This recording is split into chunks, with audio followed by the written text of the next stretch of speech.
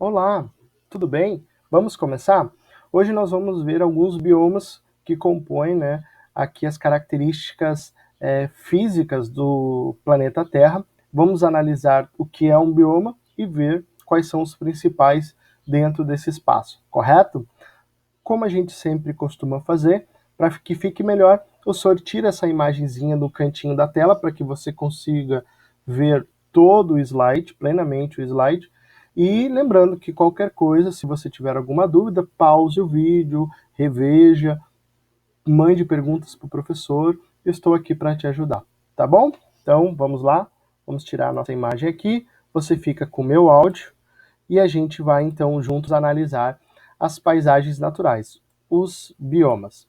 Quando a gente fala em bioma, a gente tem que entender que em um determinado local, em um determinado espaço geográfico, nós vamos ter ali características quanto à vegetação, quanto aos animais, quanto aos climas, e a junção de todos esses fatores dentro de um espaço, eu vou dar o nome de bioma. Um bioma, ele é definido principalmente por três coisas: pela quantidade de precipitação, ou seja, a quantidade de chuva, pelo fluxo de temperatura, ou seja, qual é a média de temperatura num determinado período de tempo, estações do ano, por exemplo, e a latitude, que nesse caso aqui está muito relacionado à questão da localização, se está mais próximo da linha do Equador, se está mais próximo da linha polar, ou seja, em que local, em que espaço geográfico eu estou analisando as questões de fauna e flora, certo? Quando eu analiso esses três aspectos e eu percebo que um é mais importante do que o outro na questão de formação de características, eu tenho a formação de diferentes tipos de biomas. Nesse outro slide aqui, eu vou mostrar para vocês que existe uma relação, uma proporcionalidade entre alguns aspectos que formam um bioma.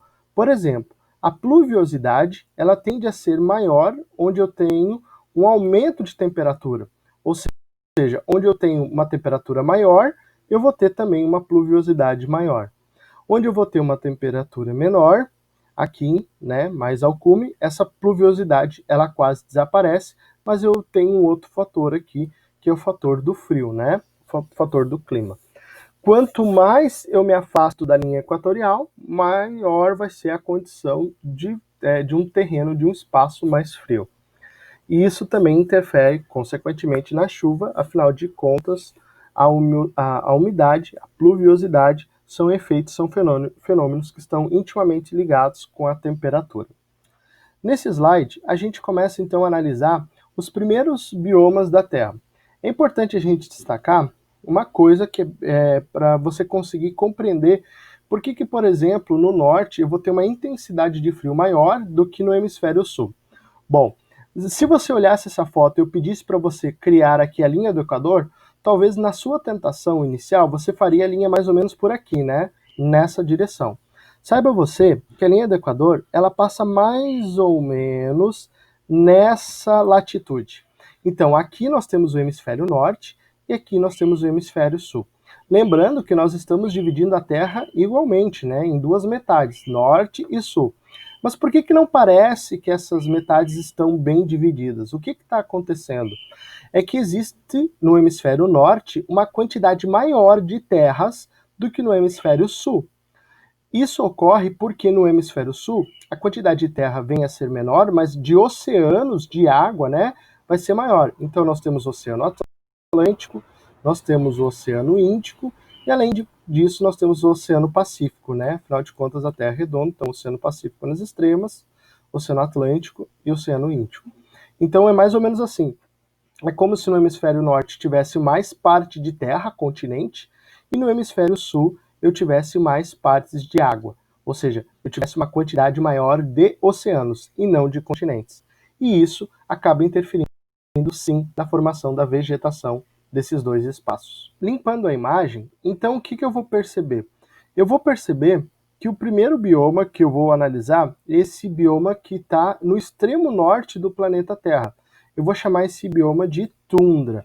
Por que esse bioma não tem aqui no hemisfério sul? Porque nós analisamos, né? Para ter esse bioma aqui também no hemisfério sul, o hemisfério sul deveria estar mais ao sul, ou seja, deveria estar mais próximo ao polo, que a gente, no caso, não percebe, né? Da Europa, da Ásia, da América, em direção ao Polo Norte, não tem grandes divisões. É possível fazer essa travessia. Aqui não, aqui nós temos o oceano dividindo esse território. Então, quais são as características principais da tundra? Então, os invernos eles são mais longos do que os verões, né? Isso acaba fazendo com que os dias ali do inverno sejam mais longos, os verões aqui mais curtos, com dias longos. Isso ocorre porque quando nós temos a formação dos verões aqui, ou seja, a inclinação da Terra faz com que haja maior incidência de radiação solar. Então, por mais que os verões sejam curtinhos, os dias deles são extremamente longos. É uma baixa precipitação de 0 a 2 centímetros por ano, ou seja, isso é muito baixo quando a gente compara com regiões mais próximas da linha do Equador. A temperatura ela varia de menos 25 e 3 graus, então a gente tem uma temperatura que gira ali na casa das máximas, né, em torno de 3 graus. Pensa como isso é pouco, né? Nós estamos vendo aqui, por exemplo, na região do Rio Grande do Sul, onde nós vivemos, uma temperatura que pode bater facilmente a casa aí dos 40 graus, 42 graus, facilmente a gente chega nessa temperatura de máxima, né? E aqui na tundra eu vou ter 3 graus. O solo ele tende a ser pobre em nutrientes, né? Eu não tenho uma grande vegetação, eu não tenho uma formação de humus nessa região. Ele também pode ser chamado de permafrost, né? Que é uma camada congelada. Então eu tenho um solo que ele é congelado e nesse solo congelado eu tenho a formação ali de uma vegetação típica bem peculiar daquela região, que eu vou chamar ela de musgos e líquens, né? Além da formação de pequenas áreas com gramíneas e arbustos. Essas vegetações aqui, elas acabam sendo, então, a base, né, para os ambientes, ou seja, ela acaba sendo a base para a cadeia alimentar que se forma ali, lembrando que o período de germinação dessas vegetações é muito pequeno, afinal de contas o verão é pequeno, então a maior parte do tempo essas vegetações acabam ficando congeladas, né? Aqui a topografia é importante a gente também destacar que ela, na maioria das vezes, ela é plana, né? Ela segue uma formação plana, não tem grandes elevações. Os animais ali, eu vou destacar aqui talvez os lemígenes, as raposas, né? Que são animais que conseguem suportar bem esse frio, além das aves migratórias, que no período do frio mais intenso acabam se deslocando dessas regiões, indo para outros espaços.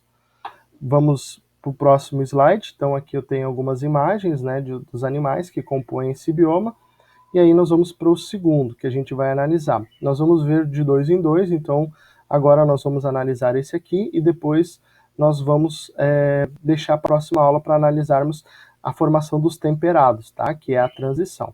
O segundo bioma, então, que a gente vai ver, vindo em direção do norte para a linha equatorial, é o bioma da taiga, né?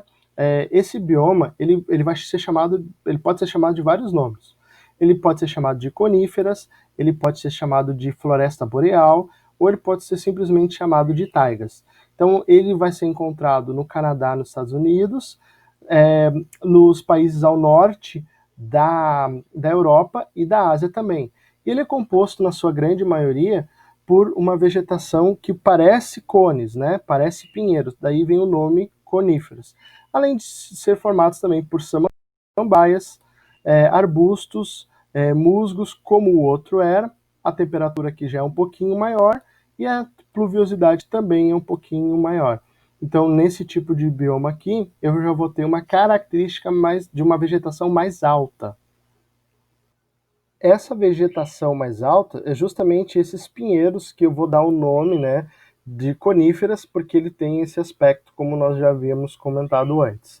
Outra coisa importante de nós destacarmos é que aqui os verões eles são um pouquinho mais quentes, mas não é mais quente comparado, por exemplo, ao Equador. É mais quente comparado à tundra, né? Que é uma vegetação que está mais em direção aos extremos, aos polos. Certo? Eu espero que você tenha compreendido a matéria. Na próxima aula nós vamos analisar então as vegetações e os biomas mais temperados, ou seja, nós vamos começar nas áreas de transição, que são biomas que nós já começamos a observar e enxergar também no hemisfério sul. Certo? Fiquem com Deus, até a próxima aula.